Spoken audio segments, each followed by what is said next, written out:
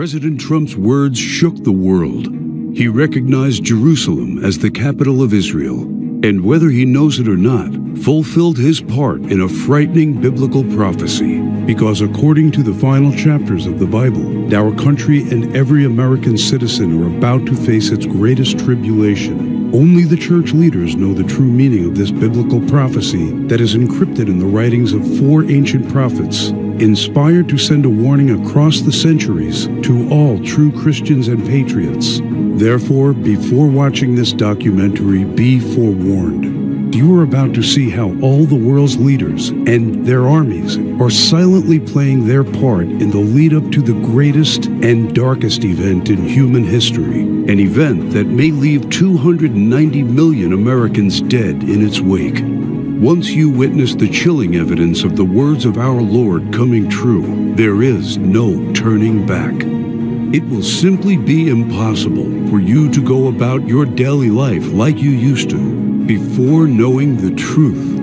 But take comfort, for it is God's will that you are here now so that you may have the time to prepare and maybe grant you salvation from all the wickedness of our times. And if you're feeling skeptical right now, let me ask you one question. Who would have thought 70 years ago that the Jewish people would have a country to call their own? Only those who read Ezekiel chapter 37. That is what the prophet wrote 2,700 years ago.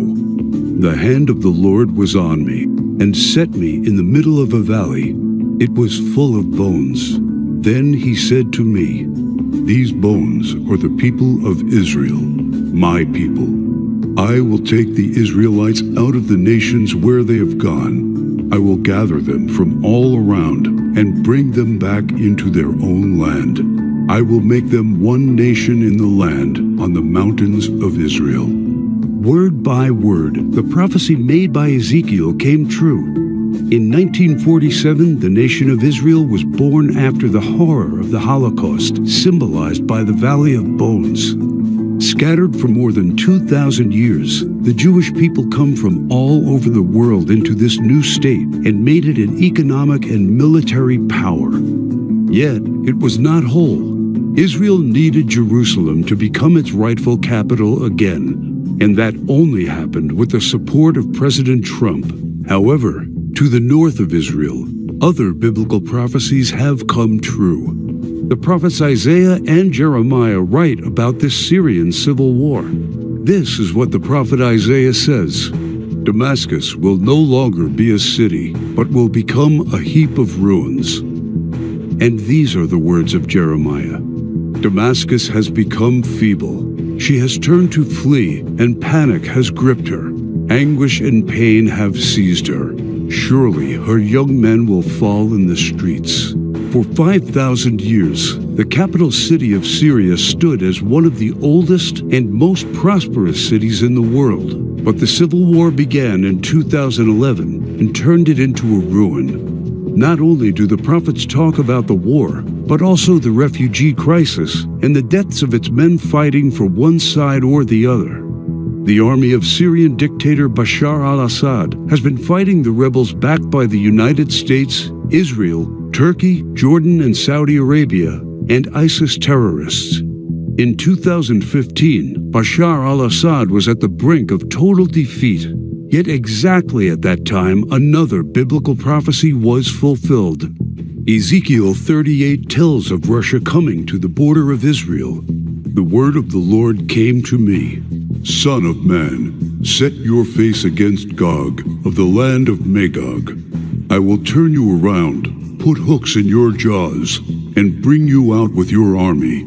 In the latter years you will come into the land of those brought back from the sword, and gathered from many people on the mountains of Israel." One only has to look at the map of the world as it was known at the time of the prophet to understand. To the north of the Caspian Sea, we find the people known as Magog, inhabiting the land known as Rosh. Over time, the ancient name of Rosh became current-day Russia. Twice, Ezekiel says that Magog will bring his armies from the extreme north to the border of Israel. None other than President Ronald Reagan a devout Christian, said many times he truly believed Russia to be Magog according to Ezekiel. What about the word Gog? Bible scholars agree that the word Gog is not an actual name but a title. He is the ruler of the land of Magog, like a king or a czar. Ezekiel clearly says that Russia will come to the mountains of Israel in the latter years. This happened in September 2015 and never before. For the first time in history, the Russian Army, Navy, and Air Force became involved in a war in the Middle East. According to Ezekiel, Magog's armies has several allies: Persia, Cush, and Gomer and Togarmah. Iran has been known as Persia for much of its history, during the time of the prophets and beyond. Right now, Iranian troops are on the ground in Syria, fighting side by side with the Russians and the forces loyal to the regime of Bashar al-Assad. Put and Cush are the ancient names of Libya and Egypt. Egypt and Libya both suffered civil wars, and the new leadership is very friendly to the Russians. But the greatest surprise is the land known to Ezekiel as Gomer and Togarmah. The historian Flavius Josephus references Togarmah and Gomer as the people that lived on the territory of present-day Turkey. In fact, Turkish history books identify these tribes as living on their land at the time of the prophets. 3 years ago, Turkey was a strong NATO ally, but everything changed after the failed coup attempt in 2016. Now, Turkey has become increasingly hostile to NATO and the United States. It forced NATO to remove forces from its bases. It's buying weapons from Russia. It fully condemned the idea of Jerusalem becoming the capital of Israel. And in fact, right now, the Turkish army is in Syria, fighting to defeat the enemies of the Syrian dictator.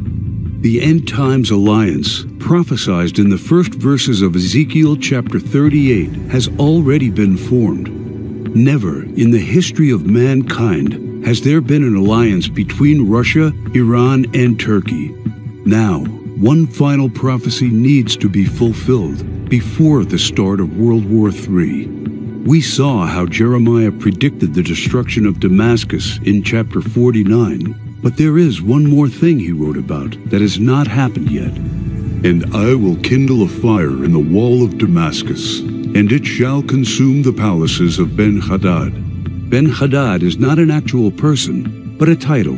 Just do one simple search online, and you will discover that Ben-Hadad is the ruler of Aram Damascus. While it is clear that Bashar al-Assad is the current ruler of Damascus, Aram is a region in Syria now known as Aleppo. The city of Aleppo was just recently recaptured by the regime of Syrian President Bashar al-Assad with the help of Iran and Russia. And Jeremiah says that soon his palace will be burning. How does this happen? Look no further than the headlines of recent months, and you see time and time again Israel calling for the assassination of the Syrian dictator. Isaiah also writes about the end of Syria's dictator. The fortified city will disappear from Ephraim and royal power from Damascus. This is the spark that ignites World War III. Ezekiel chapter 38 states that 2/3 of Israel will be destroyed in this coming war, and those left in the Holy Lands will face grief and pain and hardship. So what happens to the United States? Will we not help Israel at its darkest hour? To answer this question, we must first find the United States in biblical prophecy. John the Apostle in the book of Revelation and Jeremiah and Isaiah talk about another end times nation in their writings. A nation called Babylon, or Mystery Babylon. The name is deeply symbolic. Ancient Babylon was a city made great by people who came from all parts of the ancient world. Just like immigrants helped make the United States the world's only superpower. And because the prophets didn't know of the existence of the North American continent at the time of the visions, they called it Mystery Babylon. Some say biblical Babylon refers to ancient Iraq. But if that is true, why do the prophets see it as a nation surrounded by waters? O thou that dwellest upon many waters, abundant in treasures, where all who had ships on the sea became rich through her wealth, While biblical Babylon has plentiful access to waters rich in resources, most of Iraq is a desert and has only a narrow stretch of coastline. Why do the prophets talk about pollution when in ancient Iraq there could be no such thing? Thou hast destroyed thy land. I have polluted mine inheritance, and have given them into thine hand. Babylon mounts up to heaven, and ascends above the heights of the clouds. These metaphors clearly reference a nation that has discovered flight. It is obvious that Babylon, or Mystery Babylon, can't be ancient Iraq. But the prophets have more to say about this end times nation. Babylon is hailed as a queen among nations, the lady of kingdoms. According to the prophets, Babylon reigneth over the kings of the earth. It is the praise of the entire earth, and an astonishment among the nations. It is a place of great riches, and the merchants of the earth are waxed rich through the abundance of her delicacies. In fact, the prophets say clearly that should something happen to Babylon, all worldwide trade would stop. The merchants of the earth will weep and mourn over her, because no one buys their cargoes anymore. It is the #1 military power, and it's called the hammer of the whole earth. Isaiah in verse 18, chapter 2, talks about how Babylon's beginning would be unique and awe-inspiring. America was created out of the former British colonies, a nation made out of many states just like the prophets foretold. Our ancestors were the first British colonists, and we speak their language. That's the reason why Jeremiah sees England like a mother to the U.S., according to verse 50, chapter 12. More so, the prophets talk about the lion that is on the sigil of the mother of Babylon. England uses the lion as its royal symbol. The last crew the prophets left us is incredibly accurate. The scripture often refers to Babylon as a woman. According to the book of Revelations, she sits atop water and has a golden cup in her right hand and a crown of 7 rays on her head. And the woman which thou sawest in that great city, which reigneth over the kings of the earth. The United Nations, in theory, reigns over all the kings of the earth and is situated in New York, the great city where you can see the Statue of Liberty. The statue is the most well-known landmark in the U.S. and the symbol of Babylon the prophets are referring to in their clues. So why, then, are they also calling it the Whore of Babylon? The sculptor of the Statue of Liberty was Auguste Bertoldi, a Mason belonging to the Great Masonic Lodge in Paris. Before beginning the Statue of Liberty project, Bertoldi was seeking commission to construct a giant statue of the goddess Ishtar. The Romans also adopted this fertility goddess, but they changed the name to Libertas in Latin, Liberty in English. Libertas is the mythological equivalent of Ishtar. Therefore, the Statue of Liberty is in fact a statue of Ishtar, the Babylonian goddess of fertility, love, and sex. According to the ancient Babylonian rituals, one could only be purified of sin after intercourse with a temple priest or priestess of Ishtar. In return for this salvation, a gift offering was needed. Ishtar was the patron mother of the temple priestesses and priests. She was the mother of what we would call today prostitution. This is why Ishtar was seen by early Christians as the Whore of Babylon. And that is why the Statue of Liberty, the symbol of America, is also called by the prophets the Whore of Babylon. Do you think it is just a coincidence that the U.S., the home of the greatest and most famous statue of Ishtar, provides 65% of pornographic movies and adult entertainment to the world? Is it just another coincidence that this is the country where sexual liberation originated and spread to the rest of the world? It's not. It's just like the scriptures foretold. For all nations have drunk of the wine of the wrath of her fornication. The U.S. today has the most powerful economy and military, controls worldwide commerce, is proud and arrogant, has the most developed Air Force and space program, and it is the envy of the world. It houses the Whore of Babylon. It reigns over the kings of the earth. And unfortunately for every living American, it is Mystery Babylon. This is what the prophets say about the great enemy of Babylon. For out of the north there cometh up a nation against her, which shall make her land desolate. They come from a far country, from the end of heaven, and the weapons of his indignation to destroy the whole land. Remember which country the prophet said was from the north? The same country that Ezekiel said will lead a great alliance of nations to the borders of Israel? If war happens, the United States must be the first target. That is why the prophets foretell that at the start of this war, Russia will unexpectedly use a very special weapon, the weapon of indignation, against the whole territory of the U.S., a weapon like which the world has never seen. The Holy Book shows how Babylon will feel the fury of this terrible weapon. This weapon will hit our entire country, and all our defenses will be in vain. Though Babylon should mount up to heaven, and though she should fortify the height of her strength, yet the spoilers come unto her. This weapon paralyzes our military and leaves it almost defenseless. How is the hammer of the whole earth cut asunder and broken? The mighty men of Babylon have forborne to fight, their might hath failed.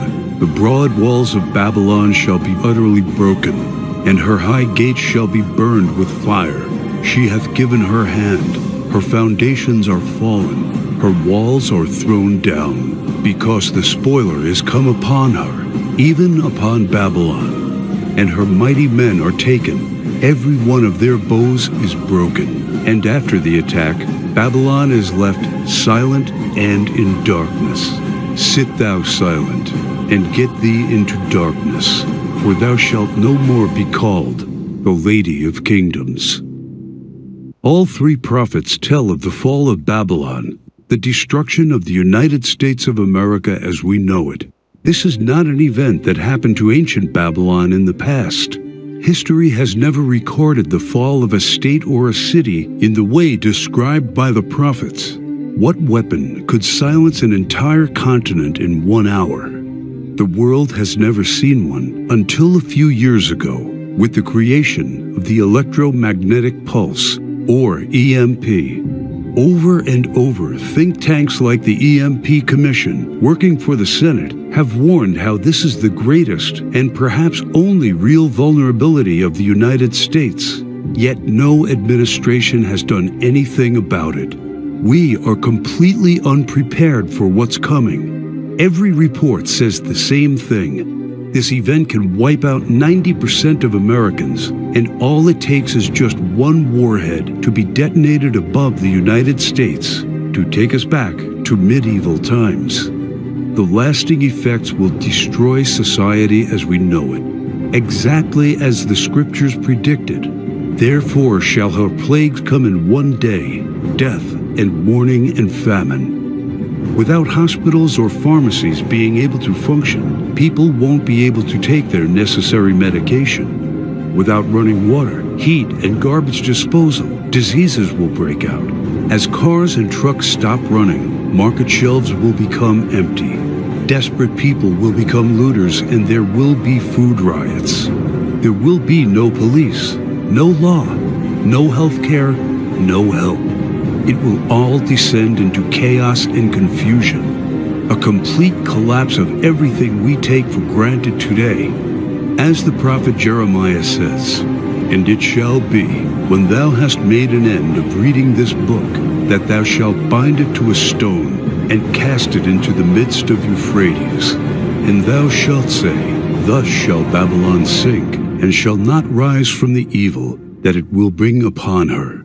And this is the start of the time of tribulation and sorrows. For then shall be a great tribulation, such as was not since the beginning of the world to this time, no, nor ever shall be." And yet, the prophet shows that there is still hope. But the ones who endures to the end will be saved. The message couldn't be any clearer. The warnings are there so that only the ones who believe the words and warnings of our Lord and prepare will be saved.